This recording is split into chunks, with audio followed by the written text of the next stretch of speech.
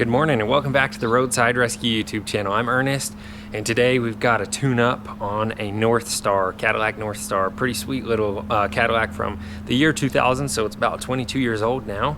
And still got its original engine, so some of those have problems, but some of the ones that tend to stick around this long seem to have been some of the lucky ones. So otherwise known as the Death Star engine.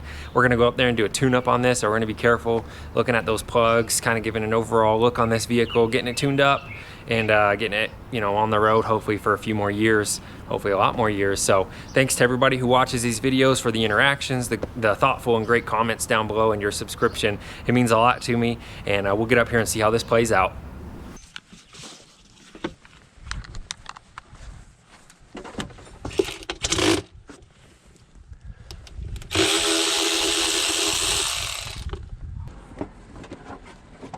No clips in that. That's nice and easy to take off.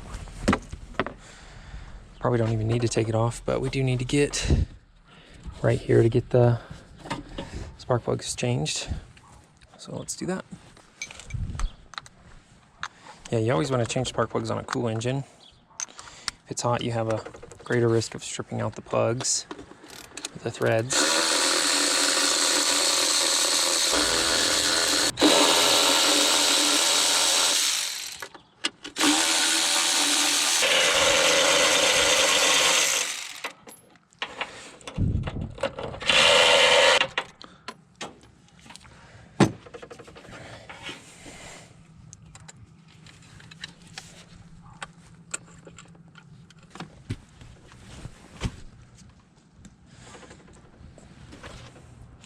All right, a bit of oil around here, nothing crazy.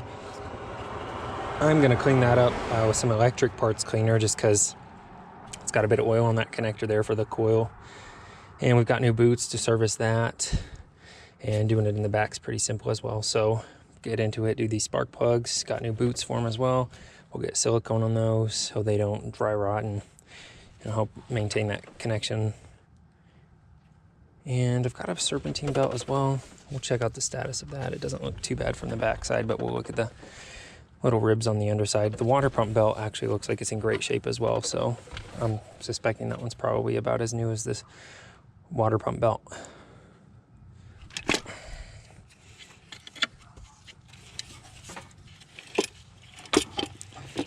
Heavy. I don't want to drop these. Just set it somewhere gently. Up the two screws that we dropped. Two bolts. Okay, just dirty, but nothing crazy here going on. We'll go ahead and just service these spark plugs like normal. This box is all faded. You can tell it's been sitting by the window at AutoZone for quite a while, but everything on the inside should be just fine. All right, that boot came out well. This is like, we want to look for a lot of oil down in those spark plug wells. Then we could probably recommend replacing the valve cover gasket at this point anyways, just because of the amount of oil around everywhere here. That one had a little bit down in there, so let's see how this one is. Nothing crazy on that one either, but if you get one that's like really saturated, that can cause misfires and stuff, so.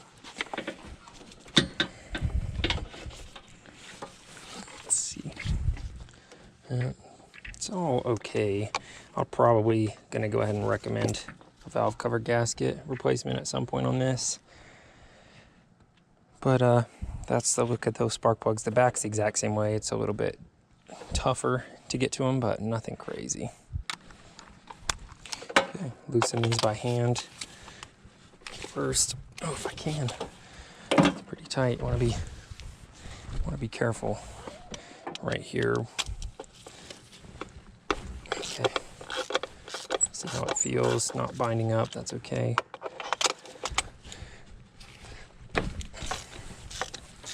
Okay, feels all right as well. That one's better. Okay, none of those are binding up. I'll just go ahead and use my electric wrench to pull those out. It's not an impact, so.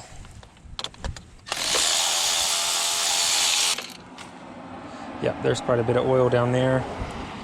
And you can see how fouled out those spark plugs are. This should run a lot better when we get these replaced. Not as much oil on that one.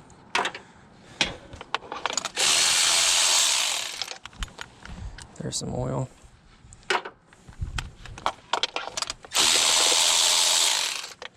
And there's more oil. Goodness. If there was a ton of oil in there, if it was completely saturated, you'd want to turn the engine over with these out to push the rest of that oil out. Not enough drip down in there, just a few drops, but not enough drip down in there to hydrolock the engine or anything like that. That would be your concern. If they were completely saturated, you'd want to soak up as much oil as you could before you took the plugs out. And then once you took them out, you know, if oil went down in there, you'd want to crank it over with all these out and blow the rest of that oil out of there. So not a concern right here. We're all right. I am going to, however, there's a bit of oil still standing down there. I'm going to put a rag down there with a extension just to sop up the rest of that oil.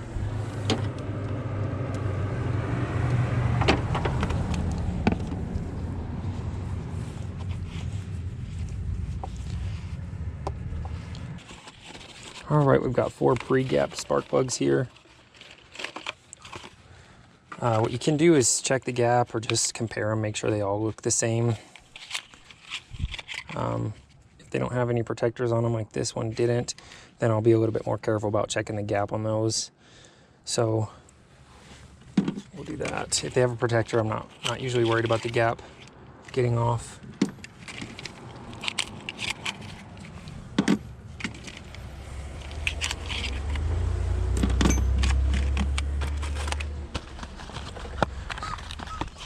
All right, well, I've misplaced my gauge, so I'm just gonna eyeball these spark plugs. If you have, you know, more than 2, at least you can get a consistency by eyeballing it.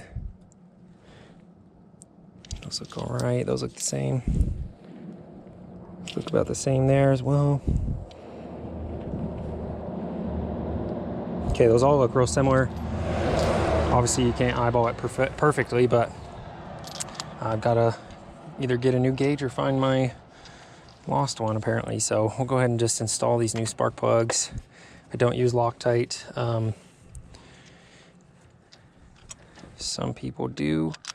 My theory is they don't get Loctite from the factory. Plus that can increase your chance of stripping out threads. So I don't use Loctite on spark plugs. Just put them in carefully. All right, we got all those started. Let's do these by hand. It's not gonna make much of a difference.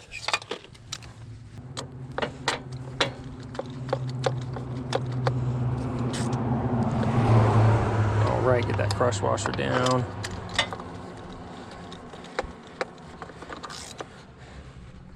Bingo.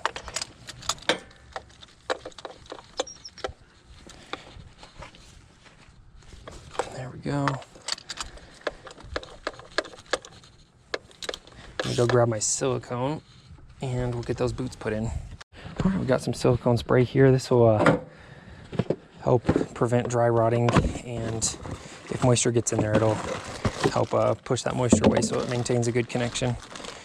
When the springs aren't in the boots, just be careful when you open up the packaging. One time I opened one up and a few springs flew out, so I had to spend some time looking for those. Just keep something to think about before you open your package.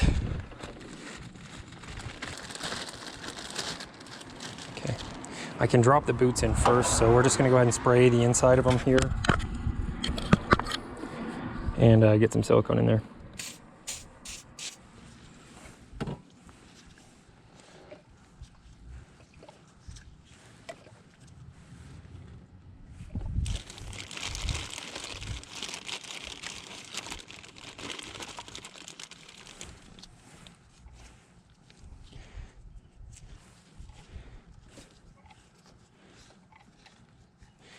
Push those boots down all the way.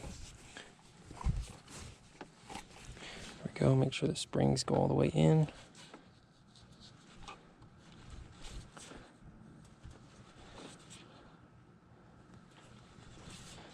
If you don't push the springs all the way in, if you put the coil on it, then what you could do is if it was hanging halfway out, rather than assuming the coil pushed it in, sometimes you can it'll fold over the side and you'll just push in the middle of it. So make sure that those are going in. Give them a little touch of silicone spray as well.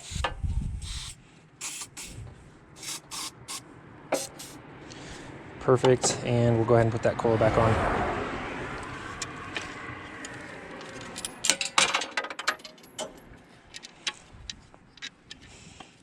dum. Wait, those all came out. That was a little lapse in my brain there for a moment. Okay, be gentle with this.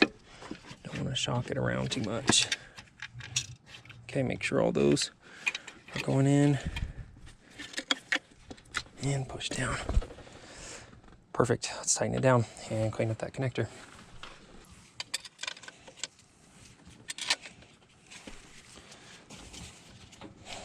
Start all these bottom ones by hand. Make sure they get started before we tighten everything down.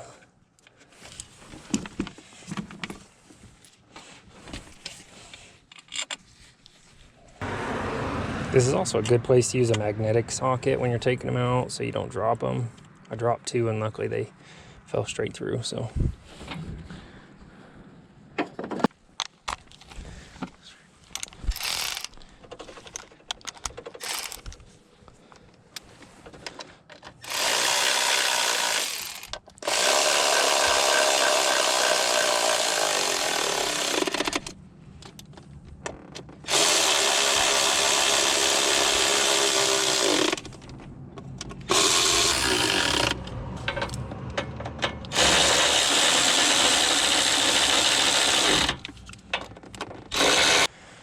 Alright, that's the front side done.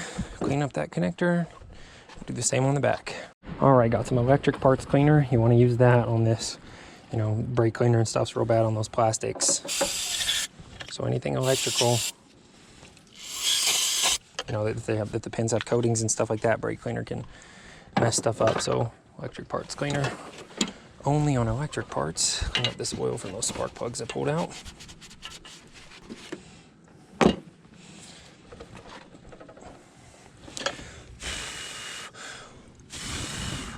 All right, once that dries up, put some silicone on there. Same deal, just to help prevent water from getting in there and causing corrosion, and that's the main concern there. All right, take these boots, toss these in the trash, and we're ready to do that backside.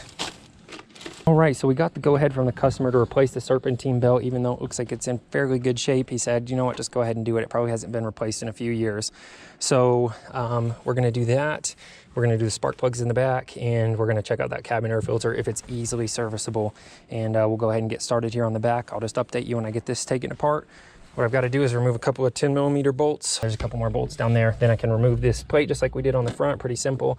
I'll stick my little magnetic socket back there so I don't drop those screws, because those are bound to get lost if I drop those. And then we'll just go ahead and pop out those spark plugs like we did on the front side. Should be pretty quick.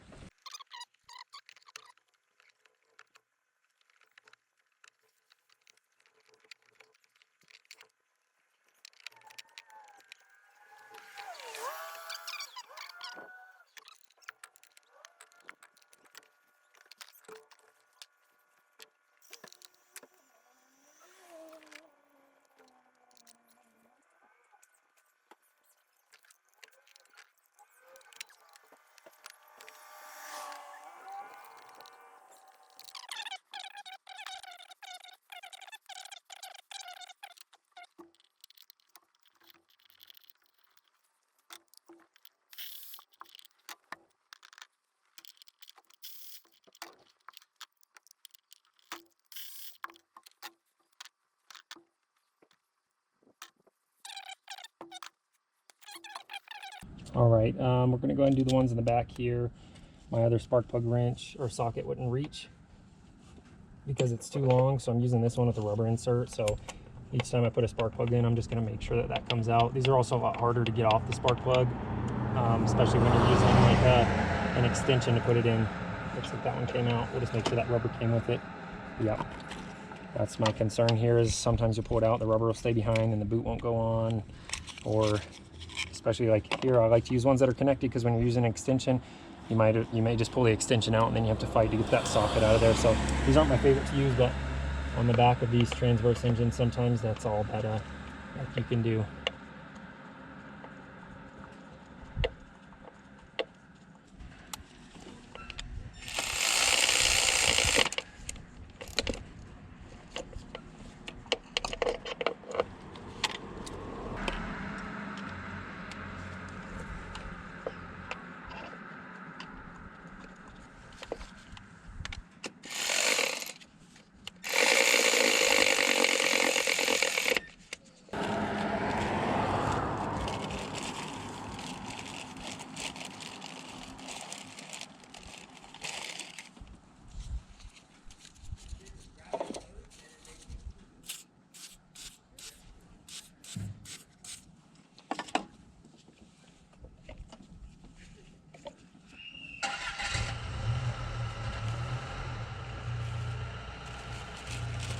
right, let's put that coil back in. It's a big one. These, I don't like this style as much either because if one goes bad, you gotta replace them all.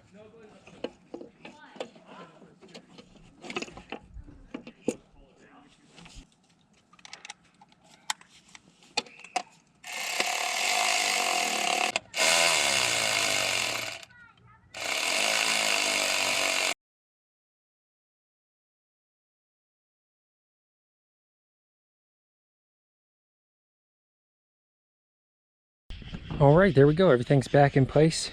This is a job well done. We got the belt replaced. I actually ran it wrong the first time. I didn't remember how it went. I ran this one all the way down to the harmonic balancer down there, but it had to loop back around that tensioner. That just took a couple extra minutes. But I have a serpentine belt tool that makes that real easy. And actually, there's a little tip.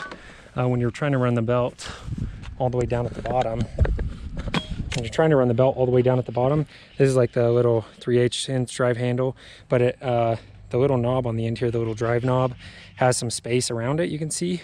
So what I'll do is I'll take this and use it to reach down, and I'll put the belt right underneath the knob right there, and then I'll run it around its pulleys like that. So this kind of guides it right onto those pulleys. That's a nice trick for using those. But yeah, everything's back in place. We're gonna go ahead and just run it. And I'm actually gonna be testing out a new scan tool that somebody sent me, Think Car. I use one of these. They're a smaller version to diagnose the bus when I bought that bus project. So I already know their software is pretty cool. I'm excited to check this one out. It's a tablet, not just a little Bluetooth plug-in you have to use with your phone. So check out the other video if you want to see that. And yeah, this is a job well done. So thanks for watching. I'm Ernest. We'll see you on the next episode. And the glove box here is actually broken. The handle's broken on this, so I can't change this cabin air filter without, you know, digging into all this, and I'm not gonna take responsibility for this at this moment. So cabin air filter is gonna wait, and that's the last of the updates.